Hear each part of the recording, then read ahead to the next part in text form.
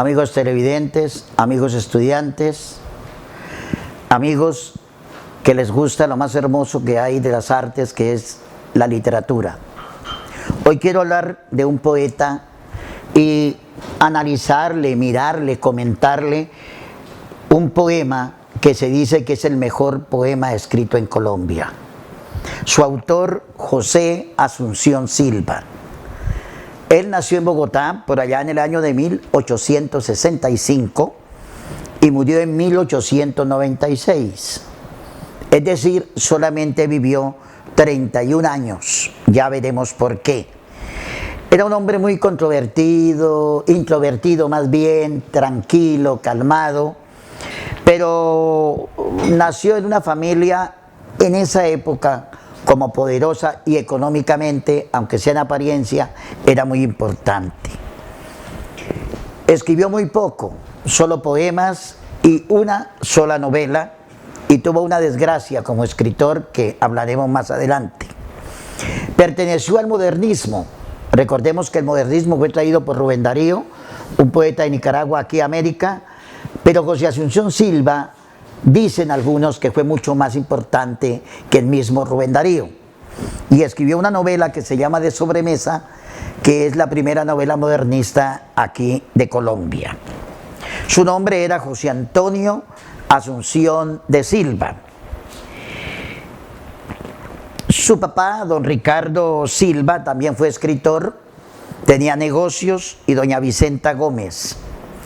Pero empezó su vida con problemas.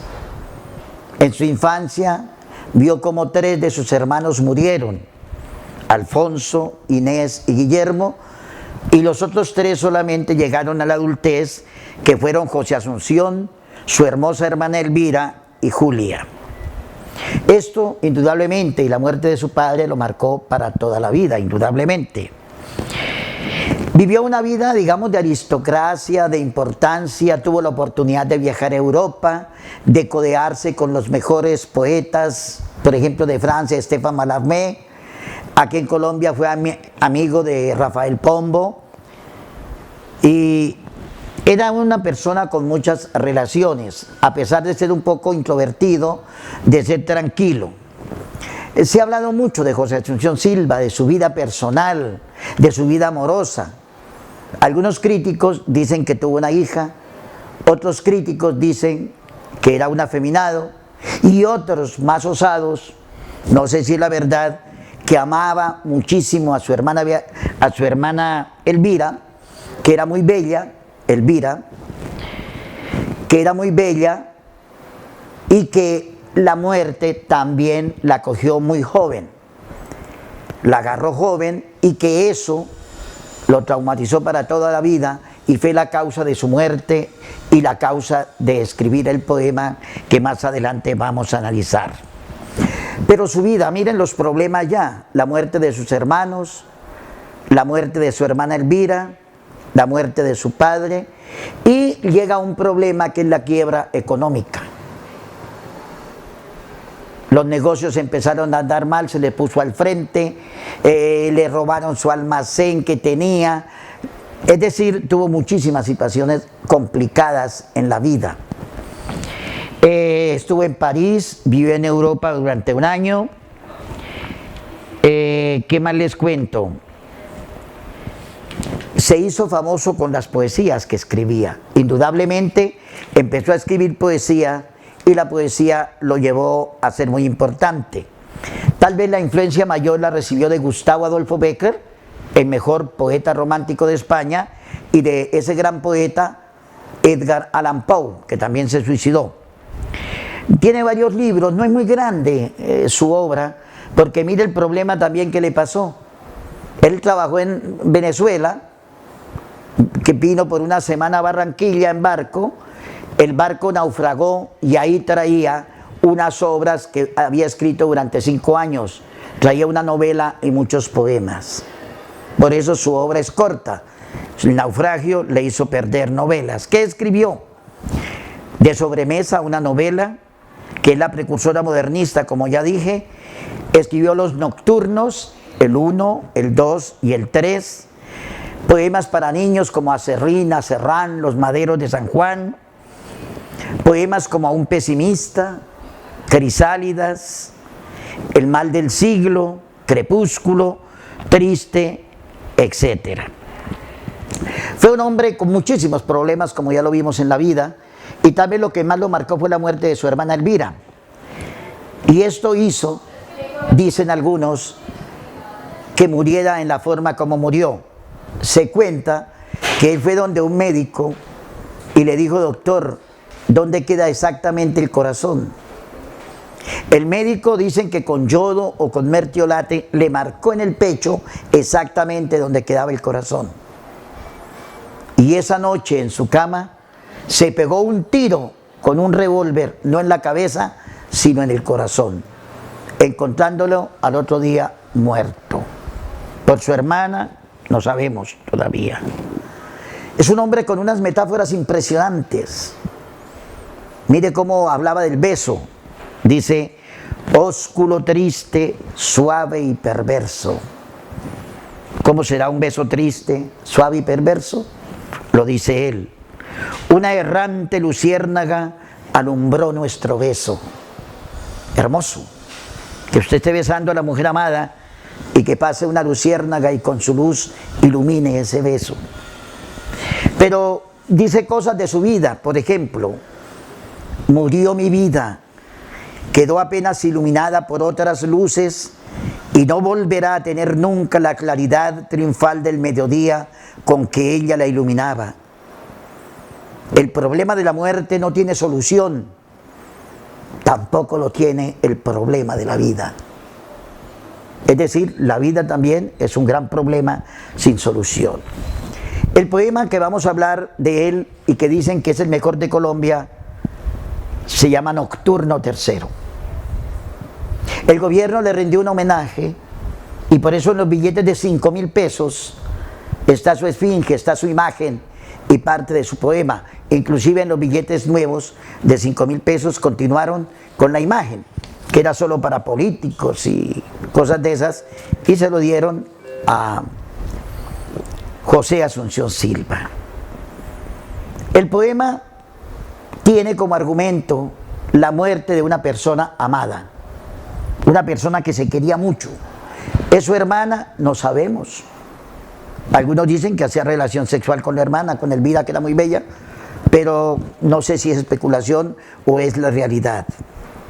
Y es un poema cuyo ritmo está enmarcado por, digamos, con sílabas, con versos de 4 sílabas, tetrasílabos, y otros versos supremamente largos, como ustedes lo pueden ver, de hasta más de 20 sílabas. Y eso le da ritmo, le da vida al poema. Maneja la metáfora en una forma extraordinaria, las sinestesias y los símiles. La primera parte, que voy a leer completa, habla de los momentos en que los dos enamorados se encontraban y se juntaban en las noches oscuras. Y dice José Asunción Silva: una noche toda llena de perfumes, de murmullos y de música de alas. Una noche en que ardían en la sombra nupcial y húmeda las luciérnagas fantásticas. A mi lado, lentamente, contra mí ceñida toda, muda y pálida, como si un presentimiento de amarguras infinitas hasta el fondo más secreto de tus fibras te agitaran.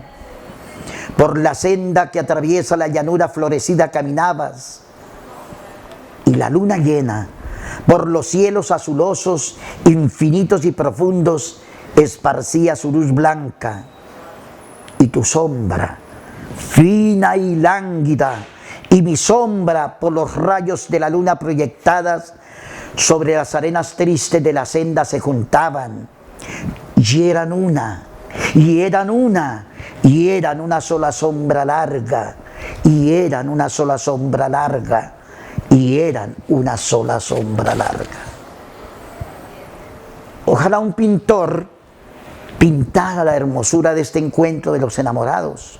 Pintar dos enamorados en una noche iluminados por la luna y que se juntan los dos cuerpos y en la arena aparece una sola sombra larga. Eso es un tema hermoso para un pintor. Y ahí muestra el amor que tenía, pero ya estaban tristes. Ella sobre todo dice: a mi lado, contra mí ceñida toda, muda y pálida. ¿Enferma? No sabemos. Y hace un símil como si un presentimiento de amarguras infinitas hasta el fondo más secreto de sus fibras te agitara. Es decir, ya hay como un presentimiento de algo terrible, y esa es la primera parte del poema Nocturno Tercero. Veamos la segunda parte. Vuelve a la noche, pero no dice como la primera, que es una definición hermosísima de la noche. Miren, una noche toda llena de perfumes, de murmullos y de música de alas. Una noche hermosa. En la segunda ya dice esta noche, y ya dice solo. Ya había perdido a su enamorada porque ella estaba muerta, pero él la acaba de tocar, de sentir. Y mire cómo narra estos momentos de angustia, de sufrimiento. Esta noche solo, el alma llena de las infinitas amarguras y agonías de tu muerte, separado de ti misma por el tiempo, por la tumba y la distancia, por el infinito negro donde nuestra voz no alcanza, solo y mudo por la senda caminaba, y se oían los ladridos de los perros a la luna pálida, y el chillido de las ranas. Sentí frío. Era el frío que tenían en tu alcoba tus mejillas y tus sienes y tus manos adoradas entre blancuras niveas de las mortuorias sábanas. Era el frío del sepulcro, era el frío de la muerte, era el frío de la nada. Hermosas sinestesias, el frío de la muerte, el frío de la nada. Y la noche es distinta. Mire que aquí ya la luna es la que está pálida, y aquí ya no se oye el murmullo de las aves, sino los ladridos de los perros, el chillido de las ranas. Es una noche más triste, una noche más ver a su amada allí en el sepulcro, digamos, su cadáver estaba ya para enterrarla. Los sentimientos que narra aquí son importantísimos. Hace un epíteto hermoso: blancuras níveas, blancuras de nieve. Es como una repetición adjetivada de esa hermosa frase. Y en la tercera parte ya empieza él a caminar en la noche. Dice: y mi sombra por los rayos de la luna proyectada iba sola por la estepa solitaria. Pero aparece ella y dice: y tu sombra. Aparece la sombra, la imagen de ella, esbelta y ágil, rápida, fina y lánguida, hermosa, como en esa noche tibia de la muerte primavera, como la primera vez que se encontraron, como en esa noche de perfumes, de murmullos y de música de alas. Se acercó y marchó con ella. Se encontraron los dos. Se acercó y marchó con ella. Oh, las sombras enlazadas, se unieron, se juntaron. Oh, las sombras de los cuerpos que se juntan con las sombras de las almas. Oh, las sombras que se buscan y se juntan en las noches de negruras y de lágrimas. Como que él la busca.